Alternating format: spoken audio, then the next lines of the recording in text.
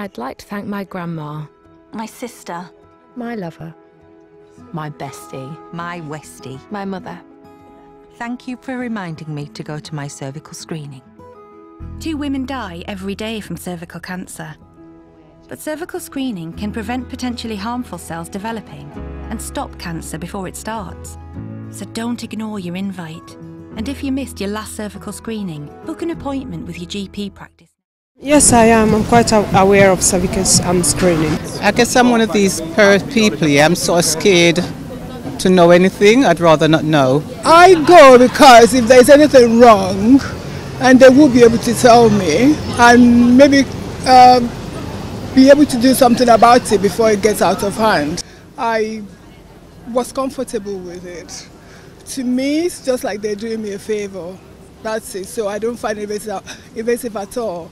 I just, relax and go along with whatever it is that needed to be done. I'm a very sensitive person as a woman, and I don't like anybody to invade my private area. But when it comes to cervical screening, I think I put that aside because my life comes first. So I encourage those women to really, really go out there, book, if it is very important to them, book for request for a woman nurses. Whatever it is that is going on there or they're going to find, it's best on time, and they can deal with it before it's too late.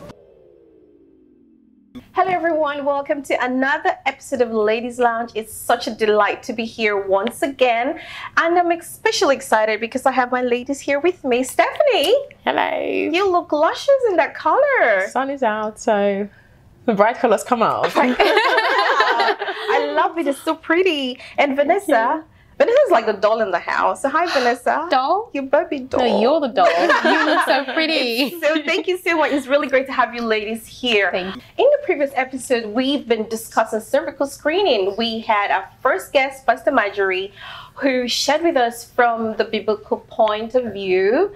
And then we had Dr. Adeola, who is a consultant gynecologist, and talked and explained the importance of getting screened. Now on this episode today, we have ISHA Weber, who went for a cervical screening test and found out that she had abnormal cells. Oh, wow. ISHA Weber, welcome to the show. Thank you for having me. It's so great to have you here. And I'm loving the flower top as well. I need to compliment you because I already complimented the other ladies, isn't it? It's really great to have you on the show. You have a very interesting story to share with us. But my very first question is, when was your last screening and what motivated you to go for it? So I had my last screening test done last summer, and the motivation was it was time for my second cervical screening test to be done. Great. So I had my first test done when I was 25, which is the recommended age. So last summer when I turned 28, I received a reminder that it was time to go back. Well, that's just kind of a space. Yes. So it's advised that women between the ages of 25 to 49 go every 3 years. Okay. And then ages 50 to 64 go every 5 years.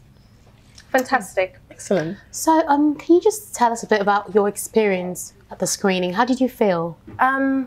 I had no symptoms showing me that anything was unusual. So I just thought, routine, I've done it before, I'll do it again. So I was quite calm. Okay. Another thing to tick off my list that summer, get my hair done, get my nails done, get my cervical screening test done. It was just part of my self-care routine. Okay. I think for me, thinking of the cervical screening, you feel, you get a bit nervous. So when you were there, were you nervous, and what did the nurses do to sort of put you at ease? So thankfully, my first screening test was really good. Okay. My nurse put me at ease. She made a few jokes. I've been seeing her since I was 19. Oh, okay. Last summer, I saw a new nurse. She was Ghanaian. She was asking me about the local Tesco. So she really calmed me down. Just everyday conversation. And she prepared me to say, okay, take a deep breath in. I'm going to do this. So she walked me through the procedures. In my experience, I think the nurse is asking you about your menstrual cycle. Have you had any abnormal discharge? For me, I think that's the longest part. The actual procedure is about 3 minutes. Wow. I think them preparing you and putting you at ease and you undressing yourself and making sure you're modest, I think that's the longest part of the appointment. Okay, so after you had the test, what was the outcome of the test? I think maybe the first one and also the one you had last year. So my first one that I had 3 years ago, perfect, you know, nothing to report here. So that came back clear. Clear. My second screening test that I did last summer, I received a letter informing me that I had actually abnormal cells found.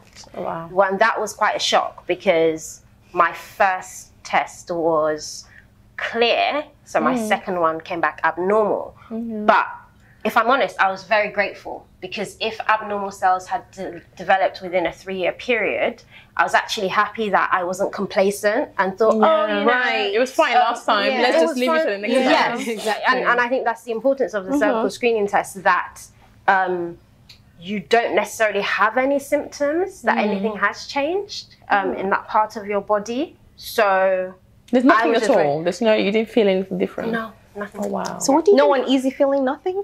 No, not at all. That's really good. That's really good to know for people who haven't been. Yeah. So what do you think could have happened if you didn't even like go? Like if you ignored it and just thought, oh well, my last one was okay, so maybe I should just leave this one and not go again. At least I've been before. Yes, I think those cells would have developed into something more severe. So abnormal cells develop before they turn precancerous, and then precancerous cells obviously turn to cancerous. So in my experience, I haven't got any kids yet. So I think I was just very grateful. Now, it was great that you did, the first time you did it, it was all clear. The second time you found out you had abnormal cells. Yeah. Now, what would you say when you hear that 1 in 4 women do not go for the cervical screening test? How does that come to you? What are you going to say to them? I understand. We're busy. Some people might have moved from a flat to a house, so you might skip the letter. Some people might not have registered that in your GP. So I can understand why 1 in 4.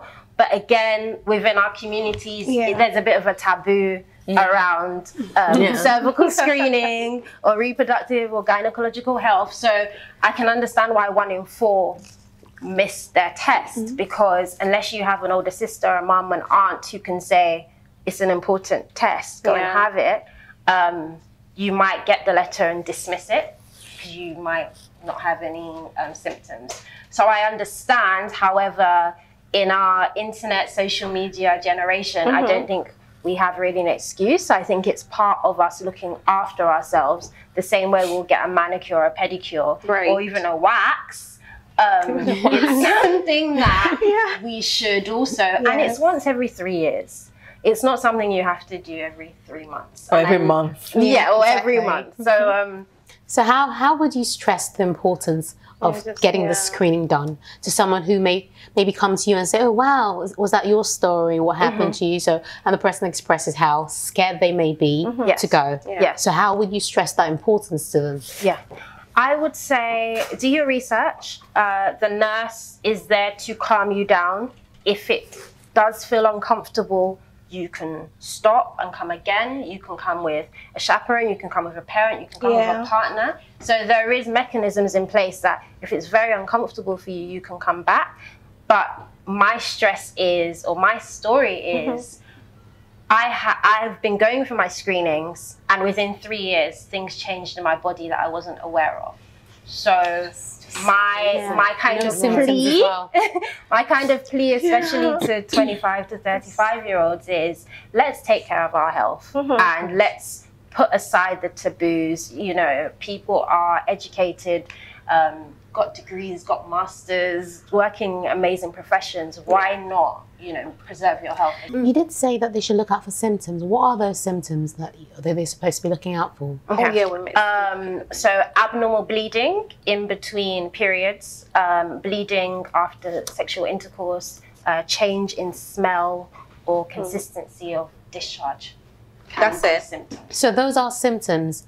Is that are those symptoms when maybe something is already going wrong, or? Well, those are symptoms that can kind of highlight any gynecological change. Issues. Go and get a test then. But don't wait for the symptoms, just go test. Exactly. We don't wait. If you wait, it might be too late. Too late. Just make sure when you receive your letter, make sure you go for your test because it's very important. It is. Prevention is better than cure, right? Definitely. Prevention is definitely better than cure. Thank you so much for staying tuned with us. It's been a pleasure to have you with us, Aisha Weber. And thank you for your story. You've been really inspiring. Thank you very much, viewers. It's been a very inspiring time. We have information on our screen. Please do check our website. And whatever you need, if you need any help, we have links to help you about your cervical screening. Thank you very much and see you again. Bye.